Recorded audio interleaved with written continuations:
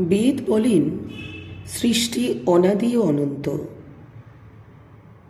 যদি এমন এক সময়ের কল্পনা করা যায় যখন কিছুই ছিল না, তবে এই সকল ব্যক্ত শক্তি তখন ছিল কোথায়? কেহ বলিবেন এগুলি অব্যক্ত অবস্থায় ঈশ্বরেই ছিল।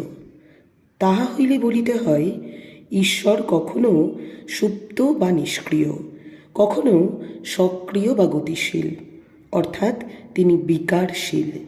বিকারশীল পদার্থ মাত্রই মিশ্র পদার্থ, এবং মিশ্র পদার্থ মাত্রই ধ্বংস নামক পরিবর্তনের অধীন।